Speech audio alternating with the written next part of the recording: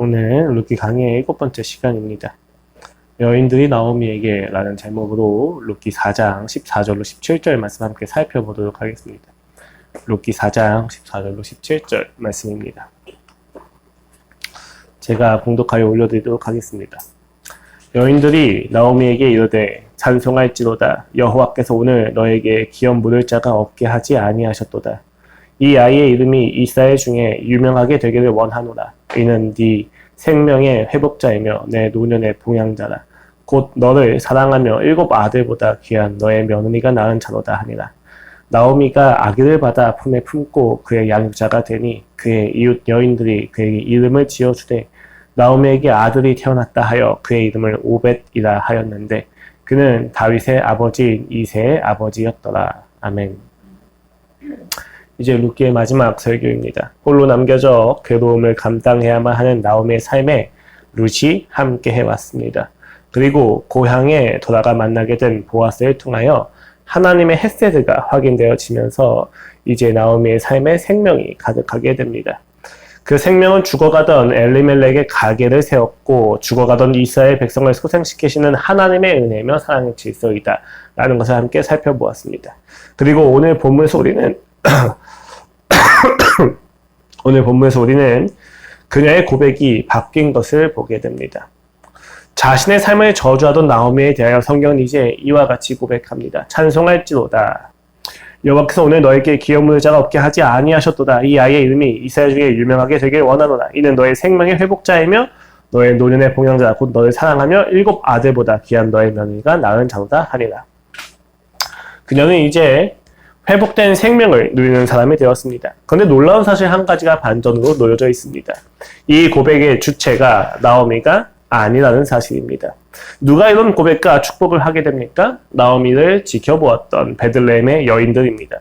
별것 아닌 문제인 것 같지만 나오미를 주인공으로 삼아 룻기를 보고 있던 우리들에겐 조금 충격적인 사실이 아닐 수가 없습니다. 왜냐하면 하나님의 심판자여 자기 인생을 괴로움으로 명명하였던 그녀가 복음을 듣고 인식이 변하는 이야기여야만 일관성이 있어 보이기 때문입니다. 룻기의 저자는 그러한 평가를 나오미의 입이 아니라 주변 여인들의 입을 빌려서 다시 한번 표현하고 있는 것이죠. 우리는 그 이유가 무엇인지를 유추해 가면서 다시 한번 룻기 저자의 의도를 확인해 보고자 합니다. 그리고 이 의도를 확인하면서 우리는 헥세드가 가지고 있는 하나님의 책임지시는 사랑이 가지고 있는 그 신실한 사랑의 의미의 본질이 무엇인지를 알고 누릴 수 있게 될 것입니다. 가장 먼저 우리는 나오미에 대해서 다시 한번 살펴볼 필요가 있죠. 그녀가 진정 주인공이라면 그녀의 변화가 매우 중요한 주요 요소이고 또 메시지이기 때문입니다. 먼저 우리는 나오미가 그렇게 나쁜 사람이 아니었다는 사실을 알게 됩니다. 기존에 가지고 있던 편견과 다르게 본문을 하나하나 깊이 살펴보게 보다 보면은 나오미가 굉장히 인격이 있는 사람이라는 사실 역시도 확인하게 됩니다. 아들을 잃은 이후에 두 며느리에게 떠나라고 하지만 떠나지 않는 모습의 며느리들은 결국 나오미가 그 며느리들과 얼마나 좋은 관계를 가지고 있었는지에 대해서 잘 이야기해주고 있습니다. 또한 보아스의 정체를 알고 난 후에 기다리다가 룻에게 지시한 내용들은 단순히 이기적이기만 한 내용이라기보다는 자신이 죽은 후에 홀로 이방인의 땅인 베들레헴에 남아 살아가게 될 룻을 위한 방편이기도 했다는 사실이 본문에 잘 나타나져 있습니다. 그 외에도 그녀의 인품이 그다지 악하지 않았다는 사실은 본문 곳곳에 나타나 있는 것이죠. 그럼에도 불구하고 우리는 그녀를 긍정적으로만 보지는 않고 있습니다. 왜냐하면 그녀는 자신의 상황 속에서 하나님과는 무관하게 살아가는 것으로 여겨지기 때문입니다. 하나님은 그녀에게 심판자였고 징계자이셨습니다. 그렇게 그녀의 삶은 괴로움으로 가득했습니다. 룻이 함께하는 것마저도 그녀에게 큰 위로가 되지 않을 정도였죠. 그녀의 삶에는 좌절과 절망을 가득했고 그녀는 그러한 절망을 고백하기에 결코 모자라 보이지 않은 상황 속에 살고 있기도 합니다. 생명이 끊어졌기 때문이죠. 그런 상황 속에서 베들레헴으로 발길을 돌리는 나오미의 모습은 회개라기보다는 갈 곳이 없어 돌아갈 수밖에 없는 무력한 자의 모습이기도 합니다. 그렇게 그녀는 베들레헴 땅에 이르렀을 때 여인들을 보고 이렇게 고백을 합니다. 나오미가 그들에게 이르되 나를 나오미라 부르지 말고 나를 마라라 부르라. 이는 전능자가 나를 심히 괴롭게 하였음이니라. 내가 풍족하게 나갔더니 여호와께서 내게 비어 돌아오게 하셨느니라. 여호와께서 나를 징벌하셨고 전능자가 나를 괴롭게 하셨거늘 너희가 어찌 나를 나오미라 하겠느냐 합니다. 그런데 그녀가 변하기 시작합니다. 룻이 보아스를 만나 그에게 은혜를 입었다는 소식을 듣자 그녀는 베들레헴 땅에 여전히 하나님의 헤세드가 남겨져 있다는 사실을 알게 되기 때문입니다. 그녀는 본래 자신의 가게를 이어갈 수 있는 이들의 명단을 명확하게 파악하고 있었습니다. 그러나 그 명단으로 문제를 해결할 힘과 용기는 없었습니다. 인생의 절망이 가득했기 때문이죠. 그러나 룻을 통하여 들은 그 복음 속에서 그녀는 소리칩니다. 그는 살아있는 자와 죽은 자에게 은혜 베푸시는 분이시로다 라고 말입니다. 그래서 그녀는 보리 추수가 끝나는 날까지 기다리고 보아스에게 룻을 메신저 삼아 보내면서 헤세드를 기대하고 요구하는 장면까지 이어지는 것이죠. 이러한 맥락에서 우리는 이와 같이 이야기합니다. 이제 사람들 앞에서 나오미가 외쳐야 되지 않겠는가? 이제 사람들 앞에서 나오미가 고백해야만 하지 않겠는가? 이제 나오미가 하나님을 고백하면서 이 룻기의 대미가 종결되어야 되지 않겠는가? 라고 생각을 하는 것이죠.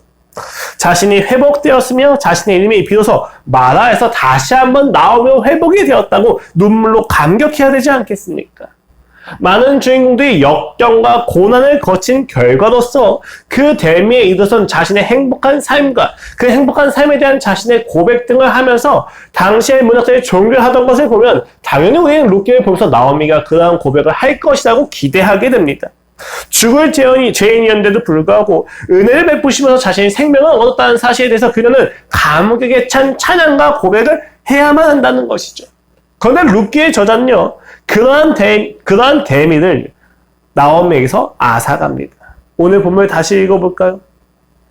여인들이 나오미에게 이르되 찬송할지로다 여호와께서 오늘 너에게 기업 물을 자가 없게 하지 아니하셨도다.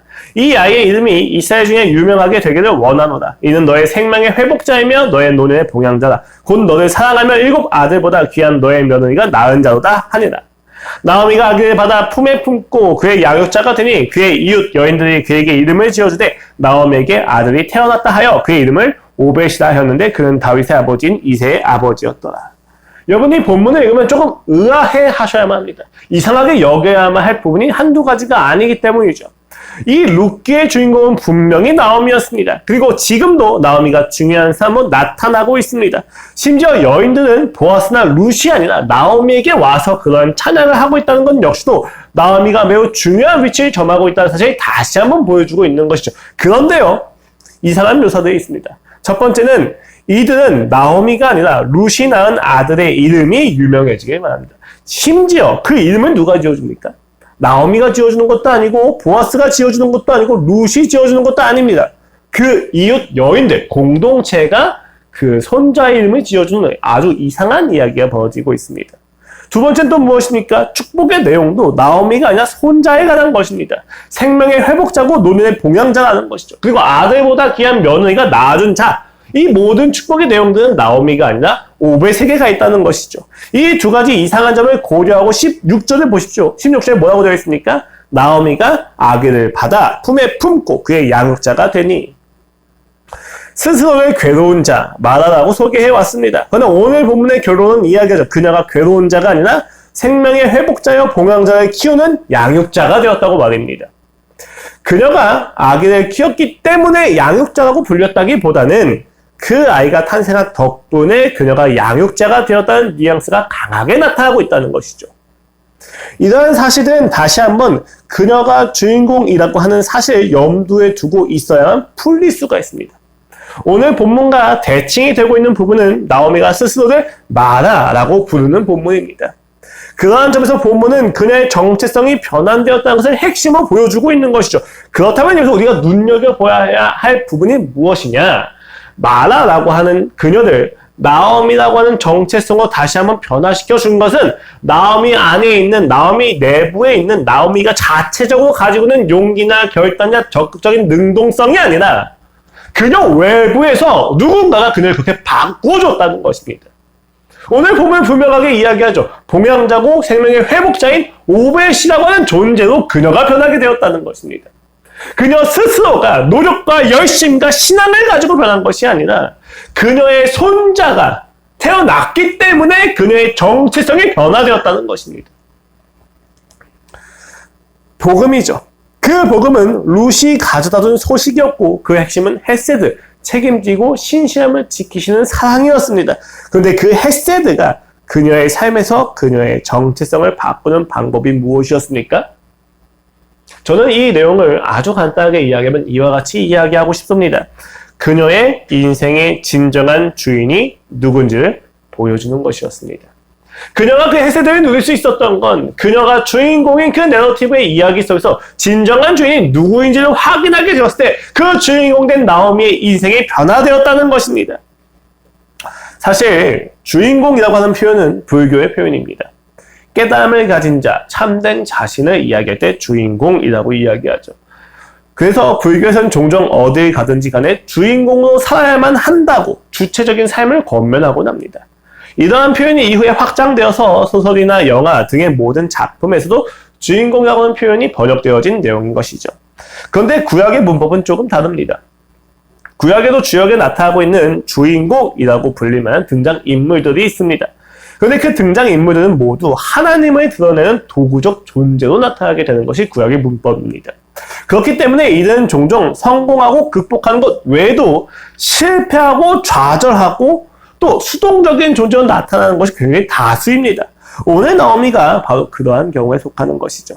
그녀는 초반과 중반부에서는 꽤 능동적인 존재로 나타나고 있어요. 가족의 죽음으로 베들레헴으로 돌아갈 결단을 한다든지, 사람들 앞에서 자신의 존재를 절망으로 내세운다든지, 룻을 보아스에게 보낸다든지, 그다음 굉장히 능동적이고 적극적인 존재인 것처럼 보이죠. 그런데 결국 가장 큰 열매를 보게 되는 그 대미에서 나오미의 입은 침묵합니다. 그리고 그 주변에 있는 사람들의 입으로 그녀는 축복을 받고 정체성을 회복하게 되죠. 이 사실은 결국 룻계의 진정한 주인이 누군지 분명하게 보여주는 것입니다. 그래서 본문은 지금까지 이야기하지 않던 하나님을 드러내 보여줍니다. 그 이전까지는 하나님께서 어떠한 역사를 하시는지에 대해서 침묵이 가득했어요. 하나님의 이름이 잠깐 언급될지언정 하나님이 무슨 일을 하고 계시다라고 하는 이야기가 나오지가 않고 있었죠. 그런데 13절에 보면 명확하게 나타납니다. 이에 보아스가 룻을 맞아요 아내로 삼고 그에게 들어갔더니 여호와께서 그에게 임신하게 하심으로 그가 아들을 낳은지라. 여인들이 나오미에게 이르되 찬송할지어다 여호와께서 오늘 너에게 기업 물자가 없게 하지 아니하셨도다. 룻께서 종종 침묵을 지키고 계신 하나님이 적극적으로 개입하여 나타나는 본문이 분명한 이 본문입니다. 여호와께서 그에게 임신하게 하심으로. 저희는 지금까지 나오미가 주인공으로 이야기가 진행되는 줄 알았는데 가만 보니까 결국 하나님이 그 이야기의 주인으로서 나타나고 있었다는 것이죠. 저자는 이처럼 결국 이 모든 일의 주권에 있어서 하나님을 마지막으로 강조하고 있다는 것입니다. 하나님이 이렇게 이야기의 전면에 드러난 것은 룻기 1장부터 처음이냐? 아니요. 사사기 종결부부터 조용하시던 그 분이 이제서야 드러나는 것이라고 우리는 이해해야만 합니다. 나오미는 룻기 이야기, 구약이라고 하는 장르에서 분명히 주인공입니다. 그리고 그 주인공은 참된 주인이신 하나님을 드러내 보이는 역할을 하고 있는 것이죠. 이때 비로소 그녀의 삶에서 진정한 정체성이 누려집니다. 마라의 삶을 바꾼 것은 결국 하나님이신 거죠. 그런데 어떻게 바꾸십니까? 룻을 통하여 오벳을 낳게 하시는 것을 통하여서 그녀의 인생을 마라에서 나오미로 바꾸고 있다는 것입니다. 절망과 괴로움으로 결정된 인생을 포기하지 않으시는 하나님의 책임지는 그 사랑이, 그 헤세드가 그녀를 생명으로 다시 가득 채웠다는 사실이 보여지고 있다는 것이죠. 그렇다면 주인 되신 하나님께서 그녀의 정체성을 변화시키는 방법인 헤세드는 구체적으로 어떻게 드러나게 됩니까? 두 가지의 중요한 표현을 통해서 확인할 수가 있습니다. 첫 번째는 아들 7보다도 더 나은 며느리라고 불려지는 룻입니다. 여러분 7이라고 하는 숫자가 완전 수임을 고려하면 가득 찬 만수로서 아주 많은 아들들보다도 이방인 며느리 룻 하나가 낫다라는 것을 의미하고 있어요. 이는 남성과 여성의 역할적 중요성이 역전되었다라고 하는 표현이기도 합니다. 여러분 되게 재밌지 않습니까? 룻기를 보시면요. 능력을 가진 남성들로는 변하지 않습니다. 그 실력과 역량으로 그들이 해낸 것은 죽음 외에는 없었다는 것을 볼 수가 있는 것이죠. 그러나 은혜의 질서에 순종하는 여성을 통해서 하나님은 죽은 것도 살려내십니다. 물론 이렇게 이야기할 수가 있어요. 그래도 보아스를 통하여 변한 것이 아니냐? 여러분 계속해서 명심해야 될 것은 보아스 역시도 나오미가 룻을 통하여 보낸 헤세드의 메시지 때문에 본인이 깨어지고 나섰다는 것을 알고 계셔야 돼요. 보아스가 처음부터 막 좋은 사람이고 신앙이 좋은 이고 하나님의 그 언약을 신실하게 지켜내는 사람이었다고 우리가 볼 수가 없다는 것이죠. 그런 점에서 결국 남성으로 바꾸어지는 질서, 능력과 실력으로 바꿔지는 질서가 아니라 모든 일이 무시하고 소외되어져 있던 당시의 낮은 계층이던 여성들의 순종을 통해서 변화해지고 있다는 것을 볼 수가 있다는 거예요. 이것은요, 오늘날 여성들이 위대하다라고 이야기하는 것이 아닙니다. 하나님은 아무 쓸데없고 자격이 없고 조건이 되지 않는 자들을 통하여서도 얼마든지 일하실 수 있다는 것을 의미하는 거죠. 무엇 때문입니까? 그것이 은혜를 나타내는 방법이기 때문입니다. 능력 가지고 실력 가지고 하지 왜 않으십니까? 그 실력과 능력이 하나님의 은혜에 온전히 순종하는 통로가 되지 않으면 결코 쓰시지 않겠다는 것입니다. 왜요? 이 모든 일은 사람이 아니라 하나님이 하신다는 사실을 알게 하시기 위함입니다. 이것이 하나님 나라의 질서이기도 하십니다. 두 번째는요, 그 아이의 이름이 오벳이라고 하는 사실입니다. 흥미롭게도 그 아이의 이름을 누가 지어줍니까? 남편도 아니고 시어머니도 아니고 엄마도 아니고 동네 여인들입니다. 매우 드문 사례예요. 이는 보아스와 룻의 결혼을 통한 나오미의 회복이 단순히 개인적인 차원에서 국한되는 것이 아니라 이스라엘 백성 전체의 기쁨과 소망을 회복시키는 일이라고 하는 사실을 드러내 보여주는 것이죠.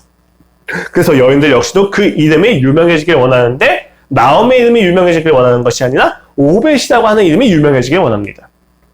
무슨 이야기입니까? 이 이야기가 개인의 가정에서 끝나는 이야기가 아니라 이스라엘 전체 광기에 잡아먹혀서 하나님을 찾아가지 않고 하나님의 신실함을 잊은 이스라엘 백성 모두에게 반드시 알려지기를 원한다는 것이죠. 이 사실은 결국 한 가지로 귀결이 되는데 하나님의 헤세드가 가진 궁극적인 방식을 소개해 주는 걸로 나타나게 됩니다. 그 내용이 17절 이하입니다.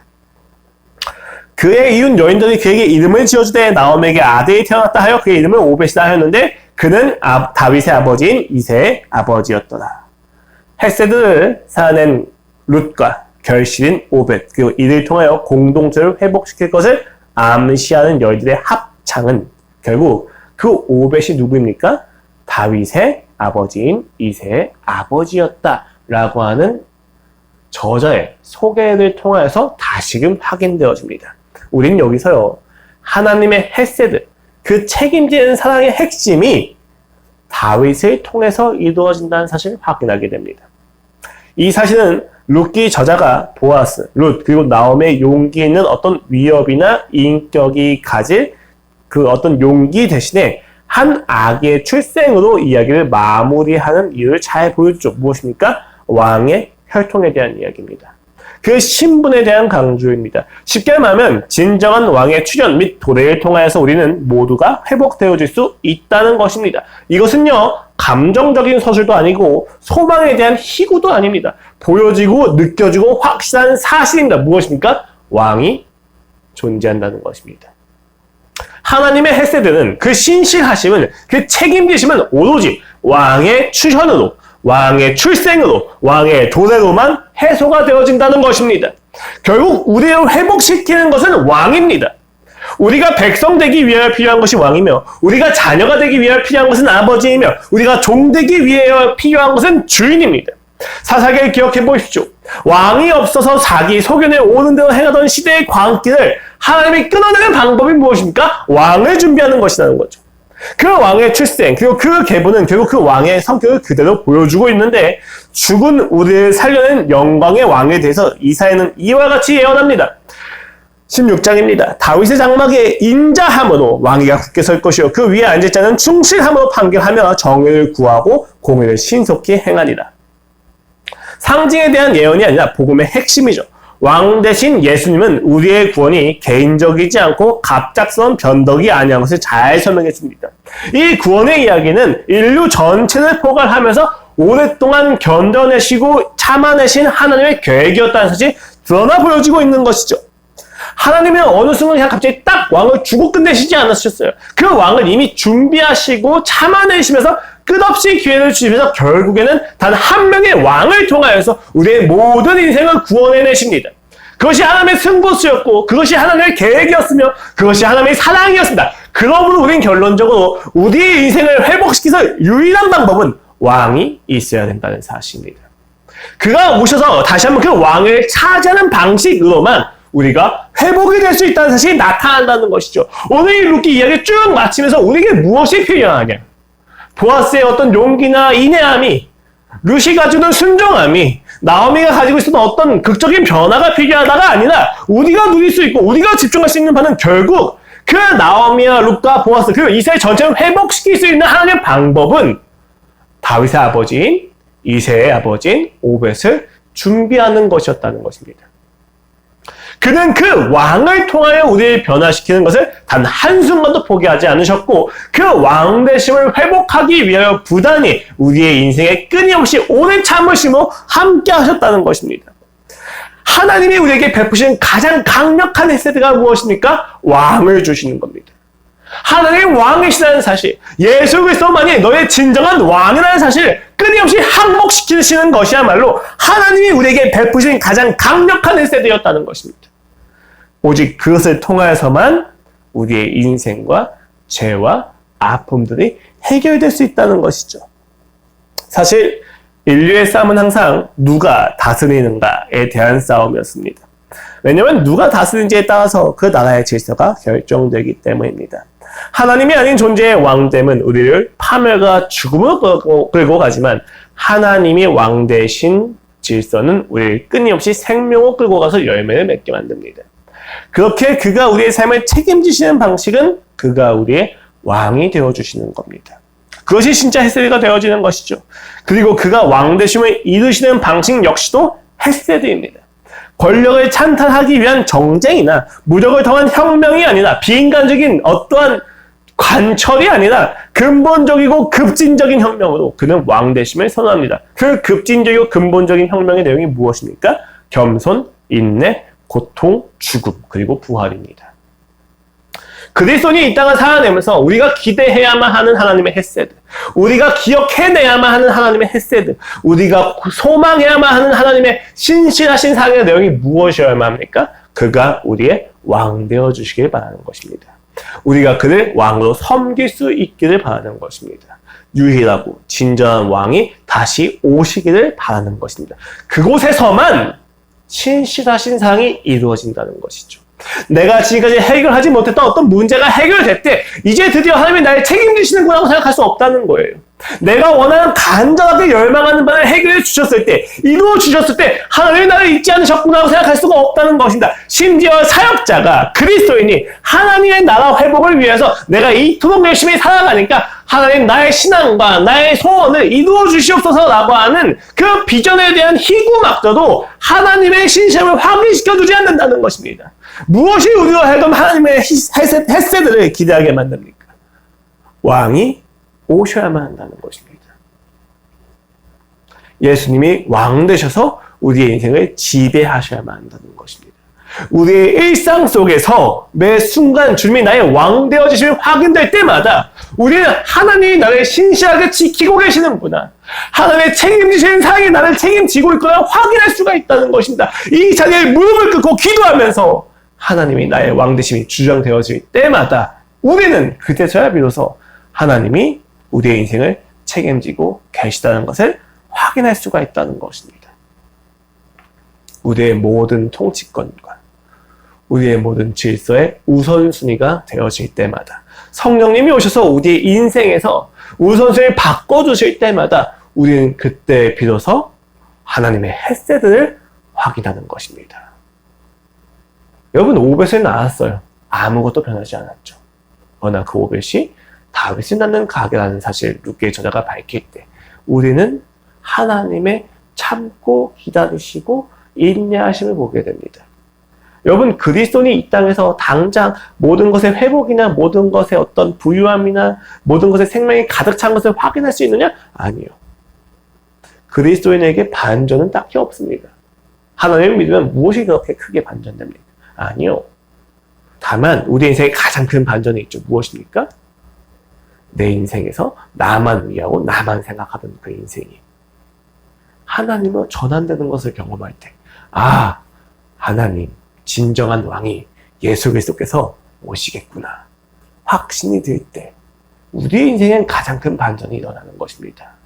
우리가 이때서 죽어가면서 침묵처럼 여겨지는 세상의 악에 관영할 때마다 그 악 앞에서 절망하는 것에서 그치지 않고 무릎을 꿇고 기도하면서 성령이 내 안에서 내주하심을 경험하게 되면서 하나님이 반드시 이 모든 악을 끝내실 것이고 결국 하나님이 생명을 회복시킬 것이고 하나님이 그 통제를 회복시킬 것이라는 사실을 우리가 경험하고 고백하고 확신하게 될 때마다 하나님의 헤세드가 우리의 인생에서 회복이 되어진다는 것입니다.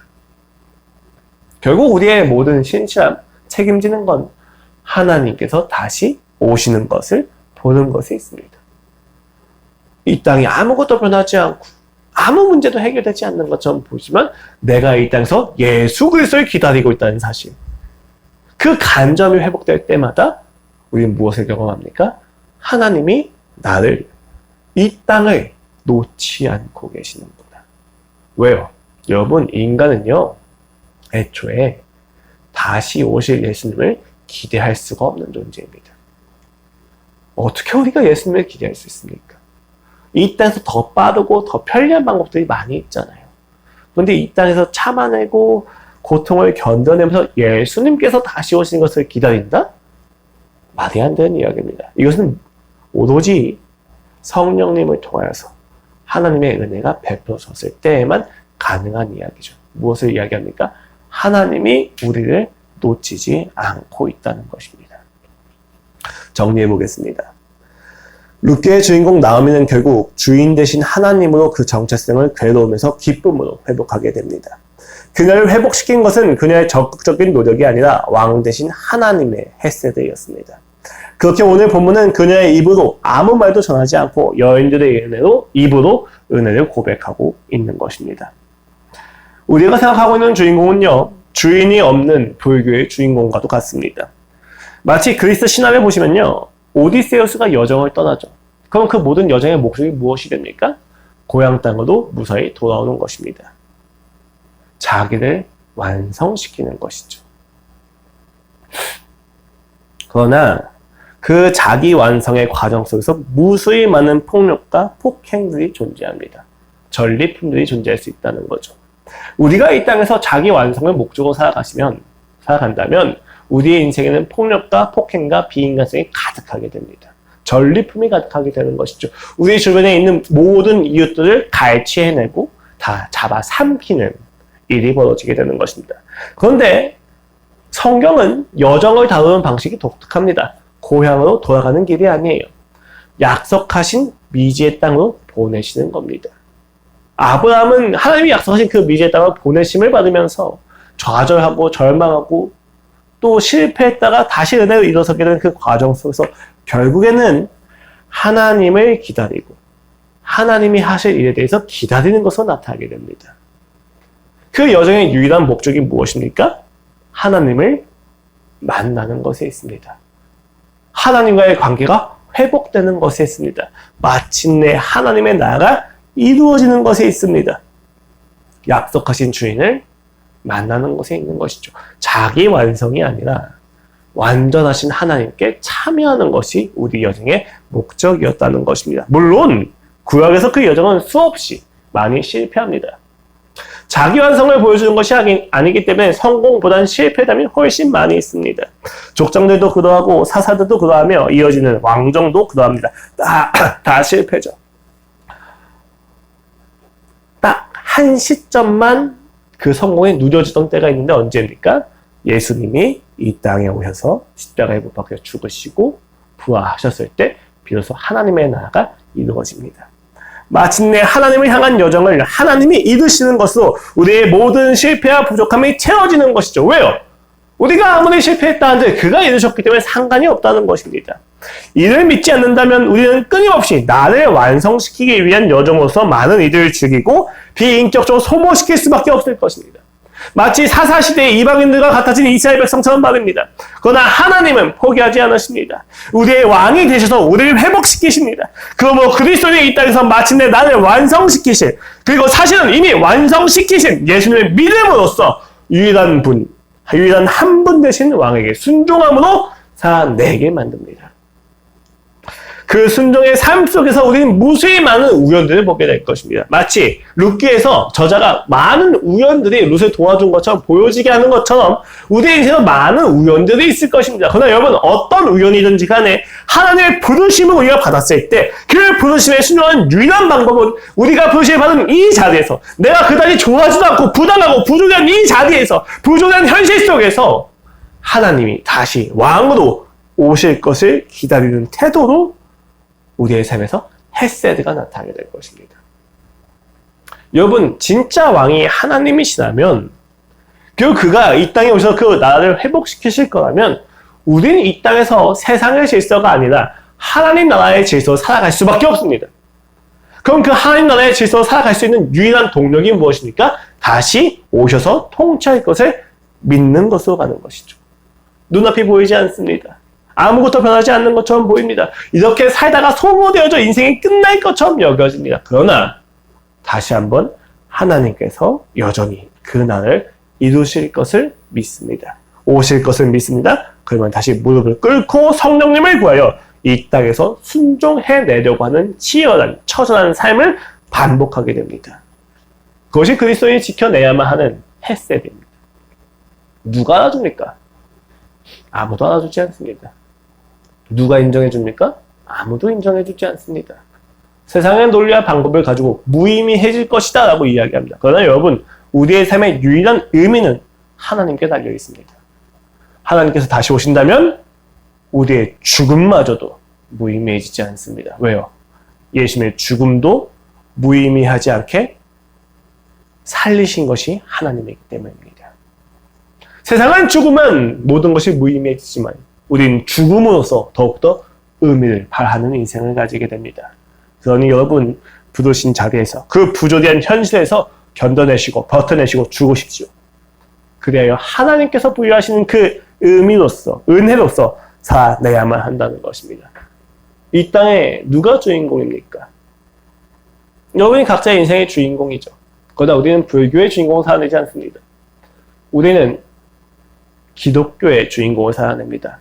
진정한 주인이신 하나님을 드러내는 등장인물로서 우리는 살아가고 있는 것입니다.